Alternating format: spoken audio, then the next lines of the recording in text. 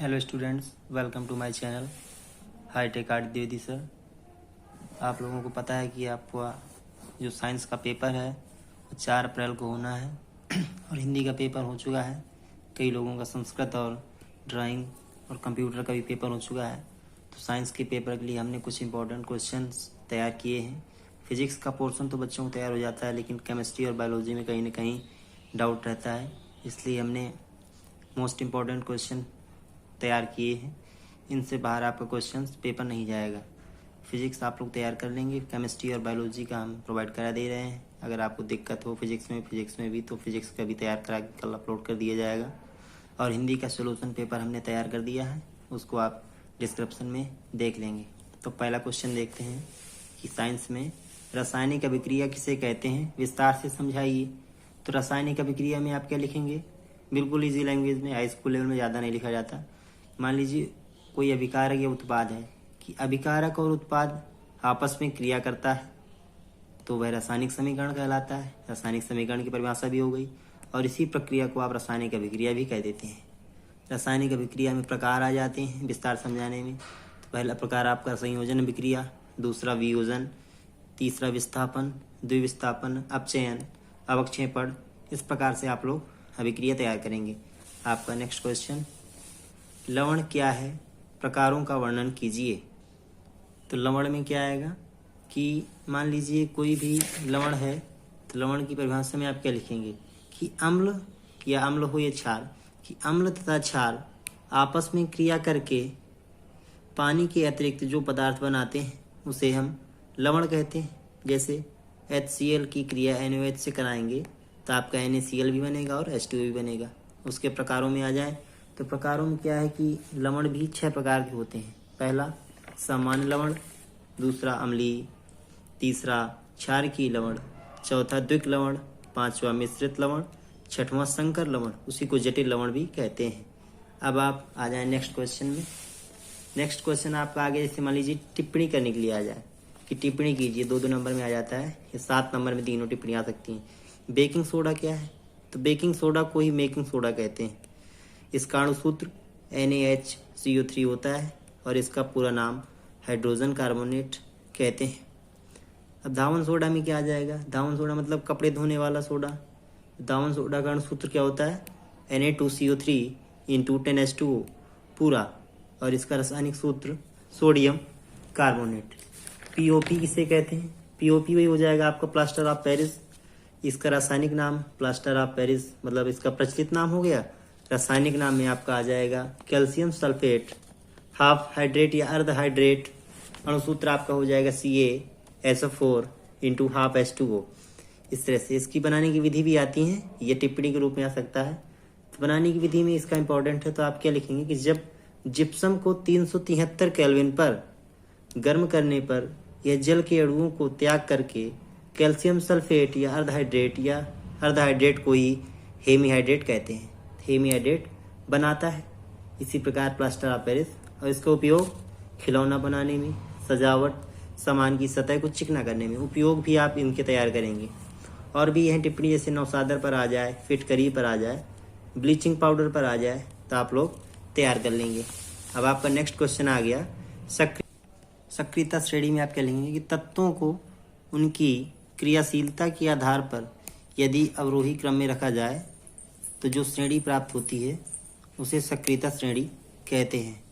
सक्रियता श्रेणी जैसे potassium, sodium, calcium, magnesium, aluminium, ये सब सबसे अधिक क्रियाशील आपकी धातुएं हैं। इसके बाद zinc, iron, lead, hydrogen, copper, mercury, silver, gold, इस तरह से आपका क्रम चलता रहता है। इसका मतलब ये है कि तत्वों को उनकी क्रियाशीलता के आधार पर यदि अवरोही क्रम में व्यवस्थित किया जाए तो एक श्रेणी प्राप्त होती है जिसे सक्रियता श्रेणी कहते हैं। यह सक्रियता श्रेणी करके क्वेश्चन आ सकता है, या क्वेश्चन आ जाए कि वैद्युत रासायनिक श्रेणी किसे कहते हैं, तो आप लोग तैयार कर लेंगे। अब आपका आ गया नेक्स्ट क्वेश्चन, कार्बन की समचतुष्फलकीय प्रकृति के बारे में समझाइए या टिप्पणी कीजिए। तो समचतुष्फलकीय की प्रकृति क्या होती है कि इसमें तो सबसे पहले तो आपके 4 हाइड्रोजन एक प्रकार से बना लें। आप एक कोई भी त्रिभुज चतुर्भुज बना लें, इसमें 4 हाइड्रोजन लगा दें चारों कोनों पर। इसमें ये दिखाना पड़ता है कि आपकी जो भुजाएं हैं चारों, वो उनके बीच जो कोण बन रहा है 109 डिग्री 28 मिनट का बन रहा है कि नहीं, उनके जो एंगल हैं 90 पर आधारित हैं कि नहीं, यही आपको बताना पड़ता है। इसी को आप अपनी भाषा में लिख सकते हैं जैसे कि कार्बन की संयोजकता 90 पर वितरित नहीं होती है, लेकिन एक वैज्ञानिक हुए लीवेन तथा वान टॉफ के अनुसार यदि कार्बन को किसी समचतुष्फलक के केंद्र पर स्थित माना जाए तो कार्बन की चारों संयोजकताएं समचतुष्फलक के चारों शीर्षों को मिलाने वाली चारों भुजाओं को प्रदर्शित करती हुई प्रतीत होती। तो वहां पर आपको पता चल जाता है कि ये कार्बन की समचतुष्फलक की प्रकृति है। नेक्स्ट क्वेश्चन देखें, एथेनॉल व एथेनोइक को विस्तार समझाइए। इसमें आप एथेनॉल का सूत्र, उसका अणुसूत्र, जो संरचना सूत्र है वह तैयार करेंगे, बनाने की विधि और उपयोग भी, रासायनिक गुण, भौतिक गुण सब आपको तैयार करने पड़ेंगे। एथेनॉल का सूत्र जो होता है C2H5OH होता है, इसका IUPAC नाम एथेनॉल हो गया आपका, और जो साधारण नाम रहता है एथिल अल्कोहल, ऑल समूह का है, OH इसका ग्रुप होता है। एथेनोइक में इसमें COOH ग्रुप होता है, इसका IUPAC नाम एथेनोइक एसिड हो गया, और इसका जो नॉर्मल नेम रहता है साधारण नाम वो क्या होता है CH3COOH, एथेनोइक एसिड हो गया। इस तरह से आप लोग इसको कर लेंगे, एथेनोइक एसिड या फिर एसिटिक अम्ल आप इसको कह देते हैं। ये आपका सिरका जो होता है, इसी को सिरका भी कहते हैं। आप नेक्स्ट क्वेश्चन देखिए। नेक्स्ट क्वेश्चन है आपका, साबुन तथा अपमार्जक पर प्रकाश डालिए, अर्थात इस पर भी टिप्पणी लिखनी है। अपमार्जक मतलब भी वही जो इसका मतलब इसमें आप लिख सकते हैं कि जिसका स्वाद बिल्कुल असैला, बिल्कुल क्षार की तरह होता है, क्षारीय। साबुन भी वैसे भी क्षारीय होता है। साबुन में आप क्या लिख देंगे कि जब वनस्पति तेल में कास्टिक सोडा या कास्टिक पोटाश मिलाते हैं तो जो आपका पदार्थ बनता है वह आपका साबुन कहलाता है। और साबुन बनने की क्रिया को साबुनीकरण, अगर साबुनीकरण आता है तो आप लिख देंगे कि जब वनस्पति तेल में कास्टिक सोडा या कास्टिक पोटाश मिलाते हैं तो साबुन बनता है, और इस प्रक्रिया को साबुनीकरण कहते हैं। इस तरह से आप लोग तैयार करेंगे। नेक्स्ट क्वेश्चन देखें आपका, संतृप्त यौगिक और असंतृप्त यौगिक किसे कहते हैं? संतृप्त यौगिक को सैचुरेटेड और असंतृप्त को अनसैचुरेटेड भी कहते हैं। तो सैचुरेटेड में क्या आएगा कि वे यौगिक जिनमें कार्बन परमाणुओं के मध्य सिंगल बॉन्ड या एकल बंध पाया जाता है, आपका संतृप्त यौगिक संतृप्त हाइड्रोकार्बन यौगिक कहलाता है। तो आपकी दूसरी परिभाषा अपने मन से तैयार हो गई कि इसमें सिंगल बॉन्ड पाया जाता है। इसमें सिंगल बॉन्ड के अलावा जिसमें ऐसा जब कार्बन के मध्य द्विबंध या त्रिबंध मतलब से डबल बॉन्ड या ट्रिपल बॉन्ड पाया जाता है तो उन यौगिकों को असंतृप्त हाइड्रोकार्बन यौगिक कहते हैं। कुछ एग्जांपल्स आप लोग।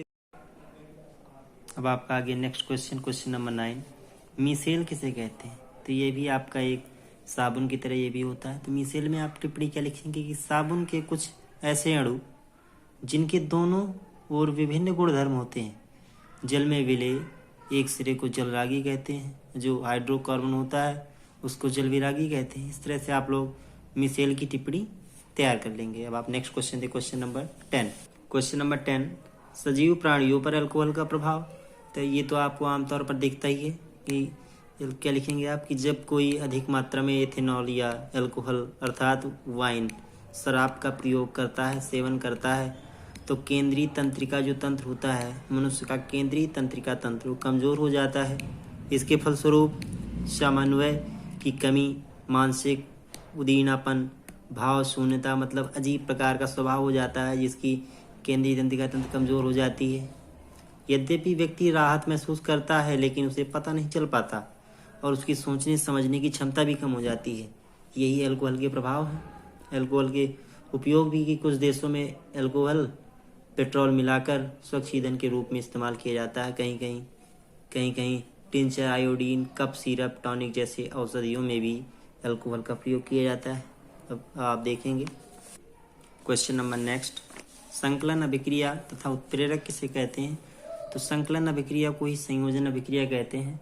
तो आप क्या लिखेंगे कि जिस अभिक्रिया में एक अणु अन्य द्विबंध या त्रियाबंध वाले अणु में जुड़ जाता है, संकलन अभिक्रिया कहलाती है। मतलब कोई सिंगल बॉन्ड वाला कोई भी मॉलिक्यूल है, वह डबल बॉन्ड या ट्रिपल बॉन्ड वाले मॉलिक्यूल में यदि जुड़ जाता है तो ऐसी अभिक्रिया आपकी संकलन अभिक्रिया कहलाती है। जैसे एथिलीन कि अगर हाइड्रोजन से क्रिया करा दे निकल की उपस्थिति में तो आपका एथीन बन जाता है। तो डबल बॉन्ड एथिलीन में डबल बॉन्ड और एथेन में सिंगल बॉन्ड, ये अभिक्रिया है।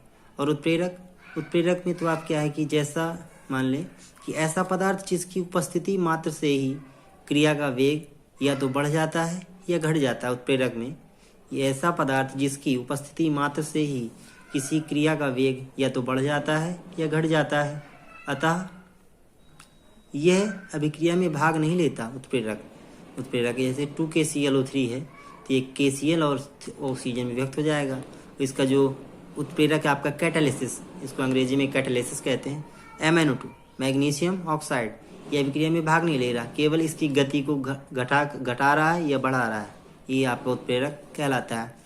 नेक्स्ट क्वेश्चन देखेंगे, आधुनिक आवर्त नियम क्या है, इसे किसने दिया? तो आप लोग देखेंगे कि आधुनिक आवर्त नियम में कि आधुनिक आवर्त नियम क्या है। तो आधुनिक आवर्त नियम को दिया किसने था? एक वैज्ञानिक हुए मोजले। तो आप जब कोई पूछे आपसे ऑप्शनल में आ सकता है क्वेश्चन की आधुनिक आवर्त नियम किसने दिया, तो आप क्या लिखेंगे? मोजले। तो तत्वों के भौतिक एवं रासायनिक गुण उनके परमाणु क्रमांकों के आवर्ती फलन होते हैं, ये आधुनिक आवर्त नियम आया था। और जो पहले जो आपके एक वैज्ञानिक हुए मेंडलीफ, उनकी भी एक आवर्त सारणी है, वो भी परीक्षा में आती है। तो उन्होंने दिया था कि तत्वों के भौतिक एवं रासायनिक गुण उनके परमाणु भारों के आवर्ती फलन होते हैं। लेकिन जब वैज्ञानिक मोजले आए, उन्होंने रिसर्च की तो उन्होंने बताया कि जो तत्वों के भौतिक एवं रासायनिक गुण होते हैं वह परमाणु क्रमांकों के आवर्ती फलन होते हैं। ये आप आधुनिक आवर्त नियम लिख देंगे। और इसे किसने दिया? अभी मैंने आपको बताया मोजले नामक वैज्ञानिक ने दिया। अब आपका आ गया नेक्स्ट क्वेश्चन, मेंडलीफ की आवर्त सारणी को विस्तार समझाइए। तो आप मेंडलीफ की आवर्त सारणी के बारे में अध्ययन करेंगे, वही कि इसमें आवर्त भी होते हैं, समूह भी होते हैं, कुछ ग्रुपों के नाम होते हैं, उनको आप ड्राइव कर देंगे, इस तरह से आपका तैयार हो जाएगा। आपका नेक्स्ट क्वेश्चन आता है कि पीएच पैमाना किसे कहते हैं, इसे किसने दिया था? तो आप लोग देखेंगे पीएच पैमाना में आप लोग क्या लिखेंगे कि एक वैज्ञानिक हुए थे आपके सोरेन सेन। तो वैज्ञानिक सोरेन सेन ने अम्लों और क्षारकों को सांद्रता ज्ञात करने के लिए जो पैमाना बनाया था उसे पीएच पैमाना कहते हैं। तो अम्लों और क्षारकों की सांद्रता ज्ञात करने के लिए जिस पैमाने का प्रयोग किया जाता है उसे पीएच पैमाना कहते हैं। इसे दिया किसने था? तो इसे सोरेन सेन नामक वैज्ञानिक ने दिया था। इसमें 14 खाने होते हैं, 0 से 14 तक। 0 से 6 जो ग्रुप वाले होते हैं उनको अम्लीय कहते हैं, और जो 8 से 14 होते हैं उसे क्षारीय। जो 7वें में होता है आपका उदासीन होता है, और जो 0 में होता है वो प्रबल अम्लीय, और जो 6 नंबर में होता है दुर्बल अम्लीय। जो 8 में होता है दुर्बल क्षारीय, और जो 14 में होता है प्रबल क्षारीय। मतलब एक इसका सीक्वेंस रहता है, उस प्रकार से रहता है। ये मैंने आपको केमिस्ट्री के क्वेश्चंस बता दिए, इसी से आपका आ जाएगा। कुछ मैं बायोलॉजी के आपको क्वेश्चन बताता हूँ, तो आप लोग देखेंगे कि पहला क्वेश्चन, पाचन तंत्र का चित्र वर्णन कीजिए। तो आप लोग पाचन तंत्र के बारे में पढ़ेंगे। पूरा आपका जो भोजन का सिस्टम रहता है, मुख से लेकर के बाह्य प्रक्रिया तक जो पाचन तंत्र होता है, आप लोग उसके बारे में तैयार करेंगे। आपका क्वेश्चन 7 नंबर में आ सकता है। और चित्र भी बनाएंगे। चित्र में ज़्यादा नहीं होता कि तो कम से कम उन नामों का जिक्र कर दें जो आपको नाम कंठस्थ पता है। क्वेश्चन नंबर नेक्स्ट देखें, वाष्पोत्सर्जन किसे कहते हैं, प्रकारों का वर्णन करें। तो वाष्पोत्सर्जन, जब आप पत्तियों के बारे में रिसर्च करते हैं तो उसी में आपको वाष्पोत्सर्जन के बारे में पता चलता है। वाष्पोत्सर्जन 3 प्रकार का होता है मेरी जानकारी। पहला तो रंध्रीय, और एक होता है वातरंध्रीय, और एक होता है उपचर्मीय वाष्पोत्सर्जन।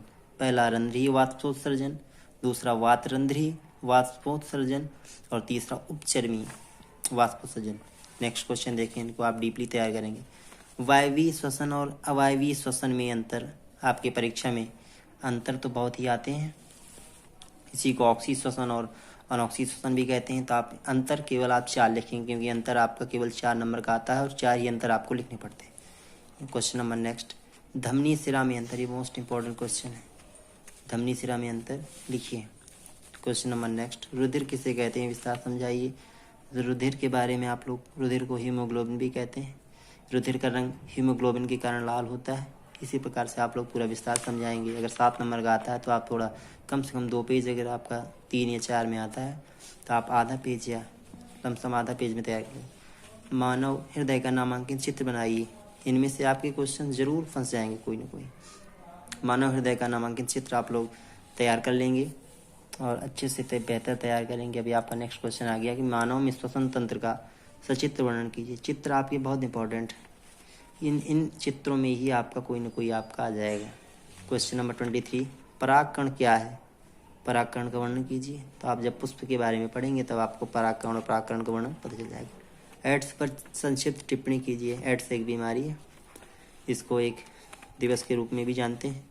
तो एड्स के बारे में जब आप पढ़ेंगे तो आपको एड्स के बारे में पता चल जाएगा। ओके, हम नेक्स्ट क्वेश्चन आपको दिखाते हैं बायोलॉजी का। पुष्प की अनुदैर्घ्य काट का नामांकित चित्र बनाइए। तो वही चीज़ आ गई, जब आप परागकण और परागकोश के बारे में पढ़ेंगे तो पुष्प की संरचना आपको जरूर दिखेगी। तो आप लोग पुष्प का क्वेश्चन तैयार कर लेंगे। जो मैंने आपको 3-4 क्वेश्चंस बताए चित्रों के, इनमें से आपका जरूर एक क्वेश्चन बोर्ड परीक्षा में 7 नंबर में रखा हुआ है। मनुष्य में लिंग निर्धारण पर प्रकाश डालिए। तो लिंग निर्धारण वही आपको हो जाता है, 2 ही ग्रुप रहते हैं, एक XX एक YY। जो मनुष्य में Y ग्रुप होता है और लेडीज़ जो महिलाएं होती में X होता है। तो इस तरह से आपको लिंग निर्धारण करके बनाना है। नेक्स्ट क्वेश्चन, आनुवंशिकता क्या है? इसके जन्मदाता कौन है? इसकी विशेषता है।